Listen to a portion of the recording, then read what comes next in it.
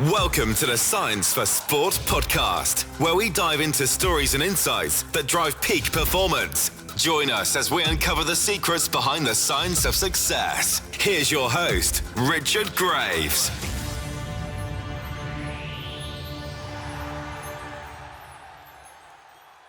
Hello and welcome to another edition of the Science for Sport podcast with me, Richard Graves. On this week's show, we're going to be discussing the big three in professional rugby: strength, power and robustness. We'll look at how you prioritise these elements over the course of a season and discuss how you assess and balance the elements, especially in the context of a congested fixture period. Joining the show to lend his expertise and insight is a man who has to deal with these issues on a daily basis. He's the head of performance at Premiership club Leicester Tigers. It's Matt Parr. So let's hear from him now. Unlocking sports science to push the limits of human potential. This is the Science for Sport podcast. Well, Matt, it's great to have you on the show. I know this time of year is always busy, especially if, as in the Leicester Tigers case, you're involved in playoff rugby at the end of the season as well. So welcome along. Hi, yeah, it's great to be on. We're in the thick of it at the moment, but definitely happy to make time. And we're happy to have you. Full disclosure to our listeners, first of all, excuse the croaky voice. Did have a bit of a cold a few days ago, so getting over that. I've got my apple and blackcurrant juice at the ready if needed. I'm sure you'll tell me in your professional capacity it's perhaps not the best that I could have, but it's going to serve a purpose today. For those that perhaps aren't familiar with your story, you were previously a professional rugby player. You've then obviously gone on to work in both codes, currently with the Leicester Tigers in rugby union. You had a spell with the Catalan Dragons over in Rugby League, Super League as well. So give us a brief insight into your journey to this point.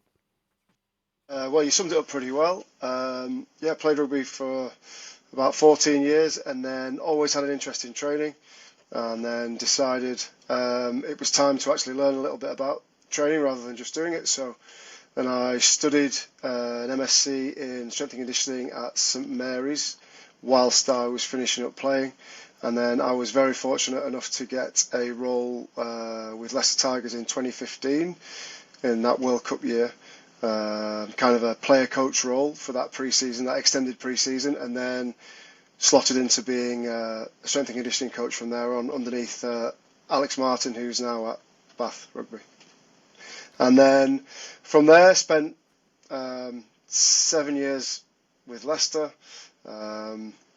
through good times, turbulent times in COVID, and then looked for a move to try and develop myself and get outside of my comfort zone. And then at that point, the head of performance role at Catalan came up. So I applied for that, having been a rugby league fan but never worked in rugby league. I was fortunate enough to get that, and then I spent about 3 years over there, and then moved back to Leicester Tigers last July as the head of performance there. Tell us a little bit about that experience, Matt, because to the untrained eye, if you're not a sports fan, I've heard it said before, well, it doesn't matter. Rugby's rugby. It's the same shaped ball. What's really the difference? The nuances between the two codes, league and union, are quite stark, aren't they? Yeah, there's a lot more to it than the same shaped ball. That's for sure. I think, the best explanation I got was from Sean Edwards, because he was obviously in the same region of France. It's rugby union without the Type 5 is the best way physically to explain rugby league. But no, massive differences in nuance, and then the way you have to prepare the players for that then aligns to those changes. But fundamentally, they're both collision sports where the collision and the ruck in different guises dominate the game. Quick ruck ball in rugby union, quick ball in rugby league. That's how you get good attack. Yeah, that's exactly what I wanted to focus on next, because there's different demands depending on what code you play. And if you look at leagues to start with, the way that game shapes up.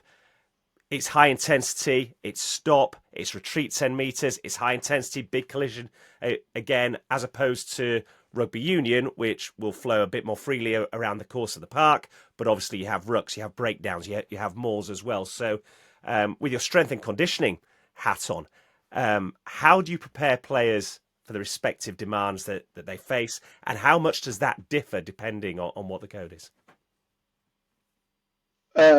There's definitely similarities in energy system, like how you prepare energy systems, but I would say rugby league, I'd describe it more as a constant motion sport with like peaks of high impact. So you've got to come up, like retreat 10, come up, make tackles up and back. So there's a high acceleration demand. I would say that's probably more high acceleration count, maybe not the highest intensity all the time. It's just that constant movement. Whereas rugby union in that way, you still have that constant motion in long passages of play, but the accelerations are at high intensity, potentially more of the time of ball in play. So the ball in play times are obviously very different. Which leads to a more intermittent high-intensity sport of rugby union. Over the course of your career and experience, both with Leicester and previously Catalan as well, did you go into rugby league finding there were skills, if you like, methods that you could transfer and help in the context of Super League? And equally, when you returned to the Tigers, did you bring back things that could assist going into this season as well with their campaign? I think when I went to Catalan, I went with a very open mind and was happy to learn the knowledge of the current head coach, Steve McNamara. He's not there anymore, but he's a very knowledgeable coach, and I spent a lot of time with him learning the game. I think that was better than me going in with my preconceived ideas of what it was. I think I made an error at the beginning. I put my hands up to that around it, reading around it and believing it was an acceleration-based sport, and then trying to implement too many high-intensity accelerations early on. Maybe caused a few problems physically there with a few guys. And then the more and more I was involved in it, those accelerations are not necessarily, as I said before, high intensity all the time, and it's learning those different movement patterns. Whereas in rugby union, we constantly work on hard accelerations off the line, retreats and getting off the line. That was something that when I initially arrived, they didn't tolerate very well. So that's a little bit of that. Doesn't really answer your question too well. When I came back from rugby league to rugby union, there was definitely the benefits of the wrestle, how that can impact the breakdown, how that can impact the tackle. Obviously, I was fortunate there that Michael Checker came in at the same time, and he has a rugby league background as well as his rugby union background, so that aligned. We introduced quite a lot of wrestling in our pre-season. And I think just understanding the importance of kick chase and pressure that's key in rugby league. It's used a lot in rugby union now, but that concept of the long game and trying to create pressure that pays off in the end of the game is fundamental in rugby league. It sounds like when you returned to the Tigers, you returned a much more rounded coach. Is that fair to say? Yeah, definitely. When I left Leicester, I was lead strength and conditioning coach, going into a head of performance role. So I had a lot still to learn around squad management, and I was pretty comfortable with GPS, but around squad management, relationships, and the holistic program, which I learned some through baptism of fire and some fairly progressively. It was interesting building relationships with guys in a different language. Obviously, the French contingent at Catalan, with it being in France, is high, and as much as you can rely on the fact that most of those speak good English. If you really want to build relationships, you have to try and speak their language. So that was definitely a baptism of fire, and I wouldn't say my French is any good, but I can order a coffee. That's about it. It's a start, isn't it? Let's be Yeah, honest. it is. Yeah. Okay, let's focus on, as I call them right at the top of the show, the big three: strength, power, robustness. In the context of rugby, how do you define them, and how do you work with players to the extent that they are able then to optimise their performance? I suppose if we're talking about strength, it's your ability to express absolute or maximal force. I think if we look at the differences, if you want to go down that route between the two sports, I would say the absolute strength levels in rugby union are definitely greater, significantly greater, and that within certain positional populations like Type 5, it's always going to be higher. Where then in rugby league, I think you're probably you're dealing with, in rugby union terms, back row, centres and halves. So they're still strong guys, but not to the same absolute level. But then that brings us on, I suppose, to the power side of things, where in rugby union you have more polarised athletes. Some who don't express force very quickly, but have high maximal force. And then in rugby league, I think you have a more homogenous group, really, with the majority express force well. So a large part of it was raising the ceiling of their peak force in the first year, and then becoming more specific with how he expressed it in the years following that. For me, strength's the underpinning quality of everything. The easiest way to raise your peak force is to raise the ceiling of that force. It increases the gradient of the curve. So if you're not strong, I don't think there's a purpose in moving on to power without that first. It's interesting that you say strength for you underpins everything, because I know some people would look at these three traits and say they're very separate entities. But if you're in professional sport, especially one like rugby, there has to be grey areas, don't there? The areas where these three overlap. And I'd guess at various points of the season, as with all professional sport, seasons tend to be long now. You're going to have to prioritise one over the other. Yeah, I would say the reason I say strength underpins everything, if you want to talk about robustness as well, obviously the primary aim of most programs is to be strong through those provocative tissues and those high-risk sites. So if you can be strong and long in those sites, I suppose as it is, then that mitigates a fair bit of your risk. To prioritise throughout the year, I think most people would go through that linear periodisation route: strength at the beginning of pre-season, progressing into power, and then dependent on your fixture congestion and your travel stress, then you would work between those. I think the classic periodisation models don't necessarily fit. It would be more around the areas you were looking to quasi-peak for, or the areas where you needed to deload people. In those areas of fixture congestion or travel stress, for me, I would move to a low-dose power and pump, as I like to call it. So boys feel good, feel fast, but also like to feel good and in the upper body and look good in a t-shirt. How do you structure that periodisation over the course of a season? Do you structure it, or is there an element over the course of a 10, 11-month season when you basically alter your strategy according to what you see with your players, your squad in front of you? I think it's to say you've fit or stuck to a strict periodisation structure, no matter how you planned it, would be untrue. But if you go into it without a plan, then you have nothing to adjust from. So for me, as much as you plan as much as you can, part of your plan is your adjustments or your regressions or progressions within that. I think you definitely have to block out where you believe you need to prioritise certain physical qualities, and then, as you just said, with the athlete in front of you, and the phase you're in, you have to adjust from there. I mean,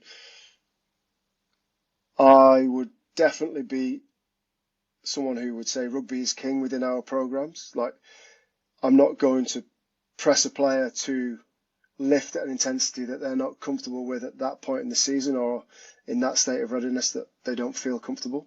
And then you have different players throughout.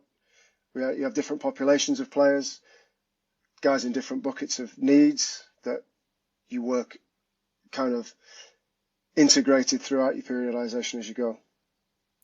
As a general rule of thumb, then, you've already said you feel strength underpins everything. If we start in pre-season, is that where the emphasis is when you get the players together?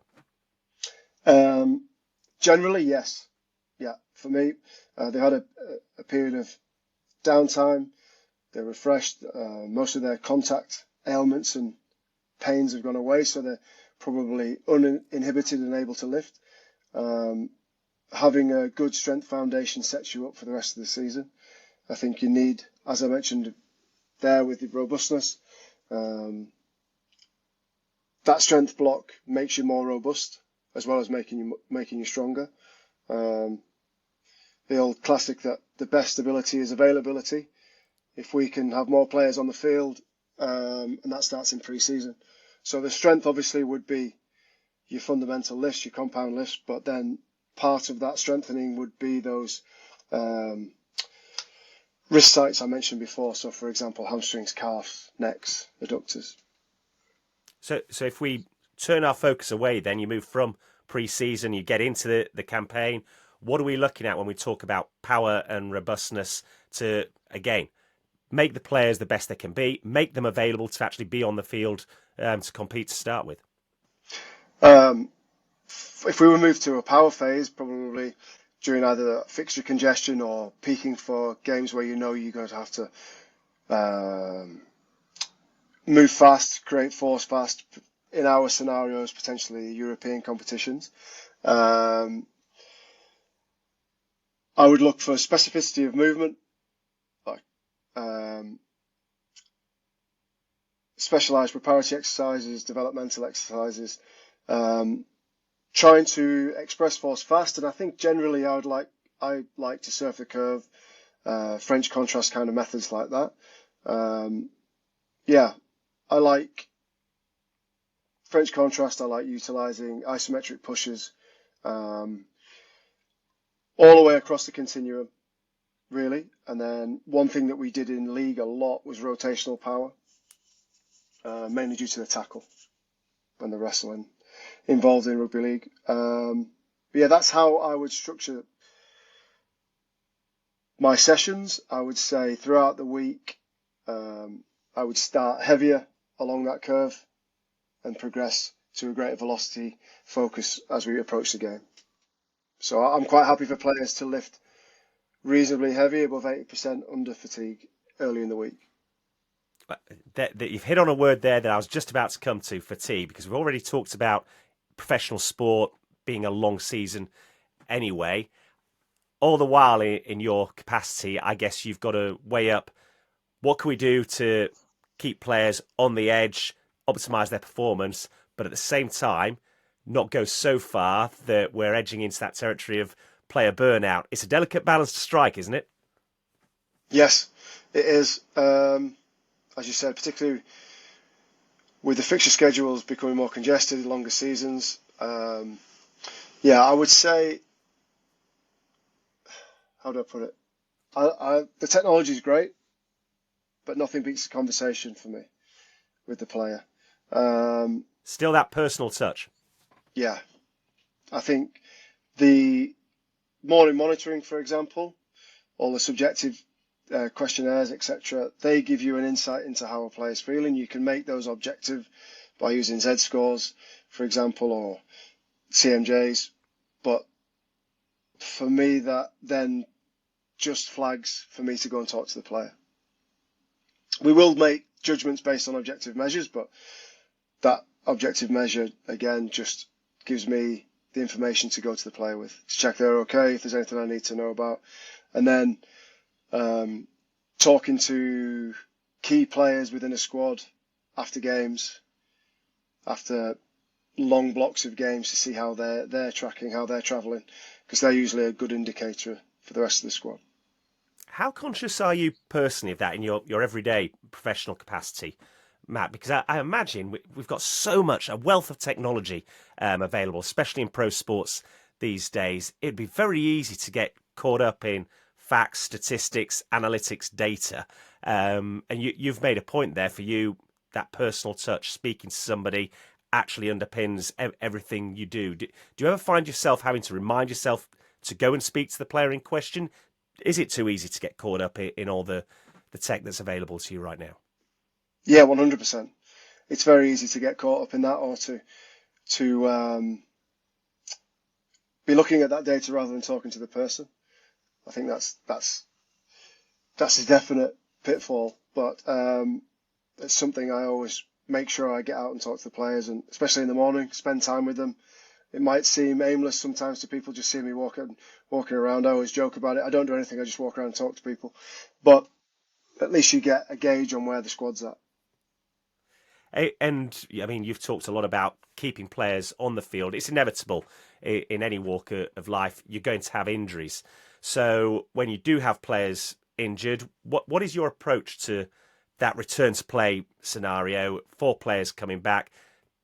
You can't just throw them straight out there, can you? It's got to be a staggered process. Yeah, it would be a graduated return to training wherever possible. I think that's probably more apparent in the long-term return to plays than the short-term return to plays. There's always a pressure and a stress. We need players back on the field, and it's just balancing the level of risk you're prepared to take, dependent on the outcome you need on the weekend. So if you're mid-season and playing a mid-season game, shall we say, not playing a finals game, you're prepared to take more risk to get somebody back for a finals game.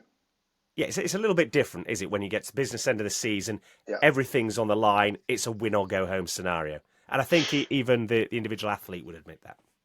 Yeah, 100%. Often it's the athlete pushing as hard as the practitioners.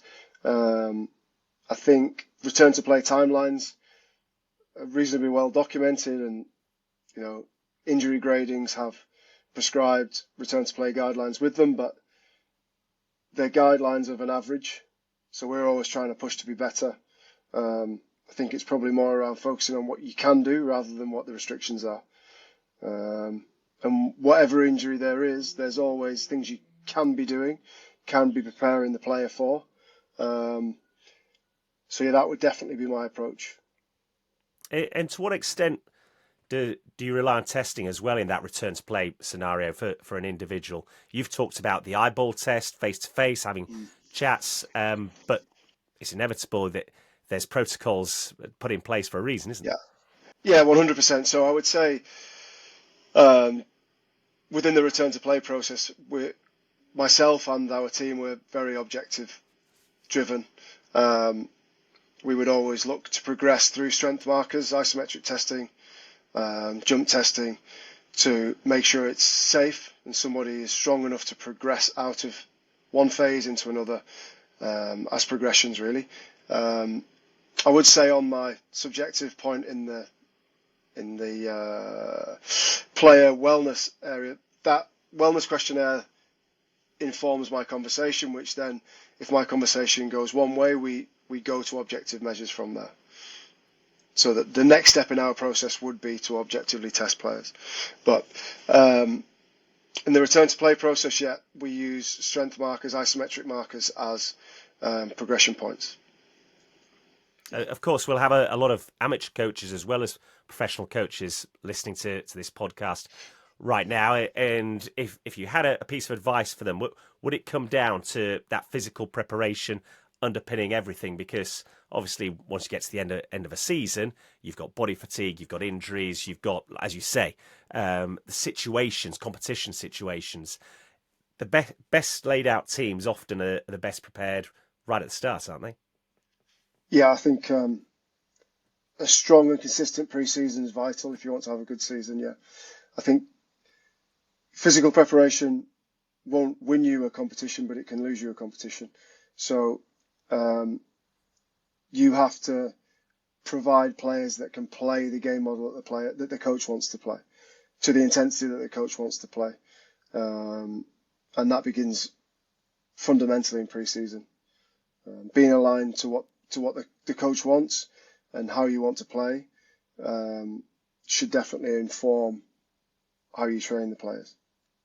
And hopefully give you the best opportunity of still being involved at this stage of the year, the business end of the season.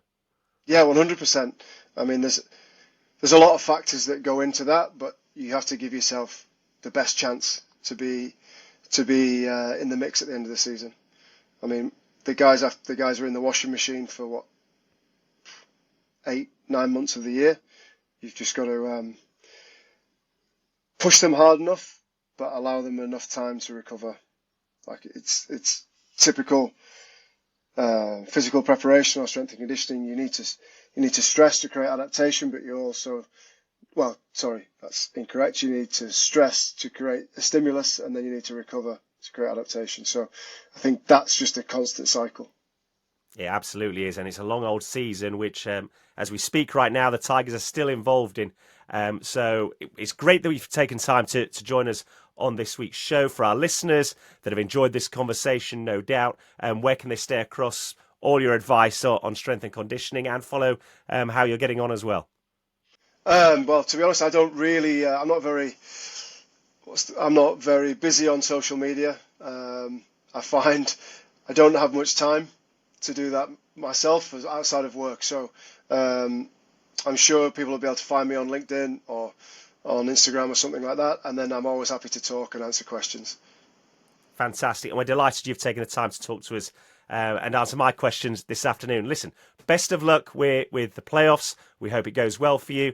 And Matt, hopefully we'll speak to you again soon. Brilliant. Thanks a lot.